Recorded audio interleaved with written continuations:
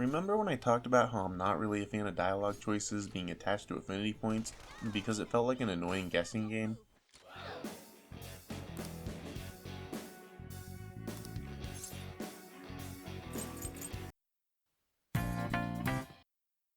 Well, let's talk shadow negotiations. In Persona 5, shadow negotiations were made to be the primary means of recruiting new personas and can be performed as an alternative to an all-out attack.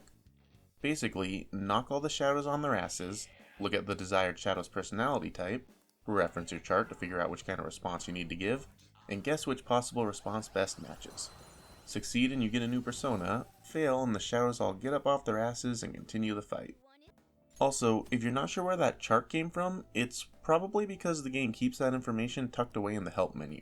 I mean, technically they told you that they added something about shadow personalities, but I'm pretty sure I'm not the only person who initially missed it. Personally, like with the dialogue choices for confidants, I'm not a fan of this little minigame. If you don't find the hidden tutorial, it can feel like something of a guessing game. If you do find the tutorial, it can feel like you're just looking up the answer. Except when it's still just a fucking guessing game. Either way, not particularly engaging. That said, I'm aware that there are people who like demon negotiations, especially amongst fans of other games in the series that utilize them, and I do admit they serve their purpose adequately. Plus, it ain't like the previous Persona's minigames were all that great. For funsies though, I took a few minutes to think about how I might make the concept more engaging.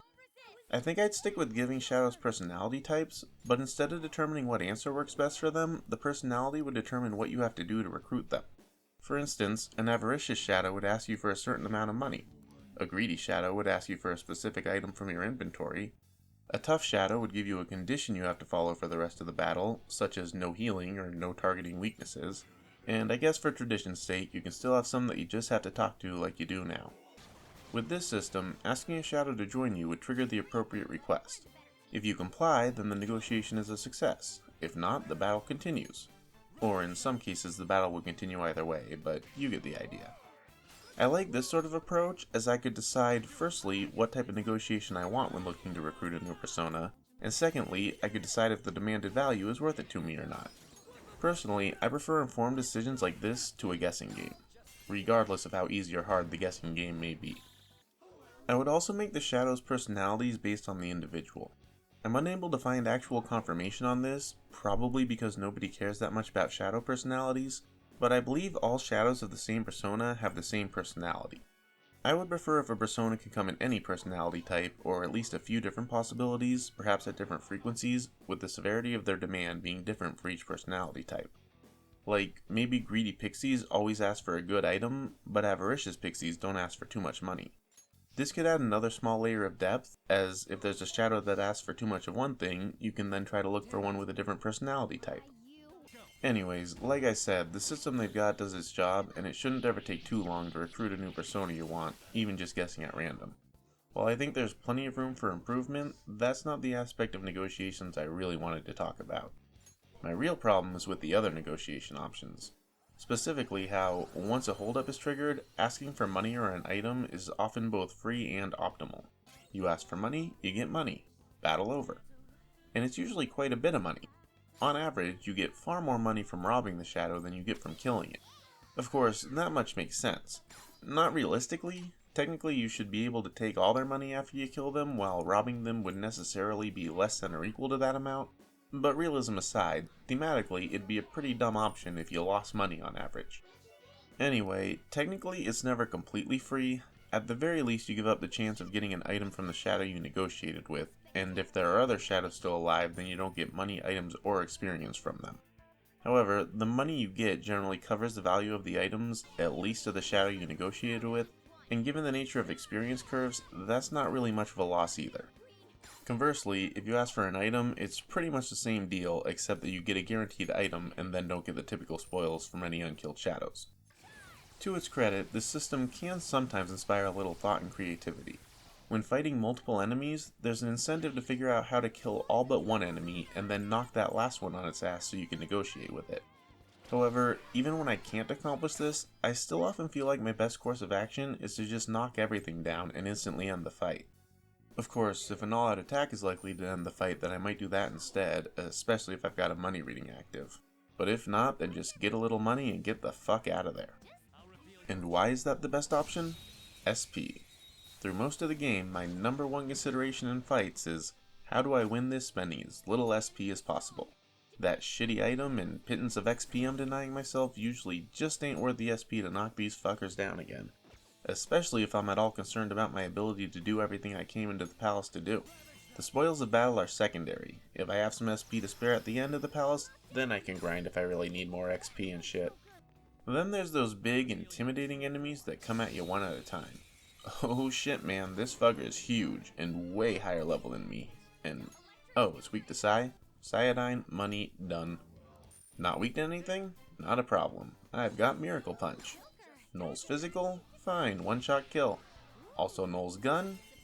Well, okay, now this might actually be scary. But I don't think that actually ever came up. Seriously though, why is this a thing I can do? Why would I ever not do it? I don't have a good answer for either of those questions. So how might this be improved? First, I'll assume that asking shadows for money or items are options we actually want. I'm not sure that's the case for me personally. It is thematically fitting with the whole hold-up thing, but at least as it is, I don't think it really adds anything meaningful in terms of gameplay. I suppose it gives you a choice to prioritize money or items as you prefer, but items would have to be a lot more interesting and useful for me to consider that a compelling choice. Well, let's try to fix that. Not the item thing, that's a whole nother can of worms. But let's try to find another way to make negotiations more compelling. We're going to need something to balance out the mostly free reward. There's two basic possibilities, at a cost or at a risk. The most obvious cost would be SP. Just adding a direct SP cost to negotiating would feel kinda dumb though. Alternatively, the most obvious risk would be having a chance to fail like when attempting to recruit the shadow. This could even be combined with the SP cost. Ask for free with a low chance of success, ask at the cost of a few SP for a medium chance of success, or ask at the cost of a lot of SP for a high chance. Still feels kinda dumb though. It would definitely add a bit of mechanical depth to the negotiation, but not in a very satisfying way. A better cost that Persona 5 might be able to make use of would be to add to your alert level when you negotiate money or items from a shadow. Thematically, this would be very fitting for the game, and logically it makes a lot of sense. You let the shadow go, he alerts his friends. This also wouldn't happen if you recruit, because the shadow stays with you as a persona. With this system, you'd have to limit the amount of battles you end up mugging, as you'd get booted from the palace if you didn't. Plus, it'd make the whole alert level thing a lot less stupidly pointless, but more on that another day. Now that I think about it though, why the fuck do the shadows just leave after paying us? Wouldn't they be a tad pissed that we just held them up at gunpoint? Why not just have the fight continue after extorting the enemy for money or items? Now the cost of asking for shit is that you don't get your all-out attack. Maybe still have a chance for the enemies to flee, perhaps affected by their current HP, number of enemies alive, level difference, etc. Also maybe have a chance for them to, like bosses, straight up refuse, but in that case you can still do your all-out attack. Wait. Why don't you get to all-out attack if negotiations fail? You are holding them up, not helping them up. So, yeah, if the enemy refuses to give you money or items, or refuses to join you, you should still get to do your all-out attack. It's hard to know exactly how well all this would work without being able to test it, but for me at least, I'm confident some combination of these mechanics would lead to a lot more interesting choices during holdups. Then again, when the current system has one option that usually feels like a win-win, that's not exactly a high bar. So what do you think? Like negotiations being free and easy? Consider it your reward for knocking all your enemies on their asses. Got any cool personality ideas for my proposed style of recruitment negotiations? Think I overvalue my precious SP? Have any other ideas for how negotiations could work? Let me know and have an awesome day.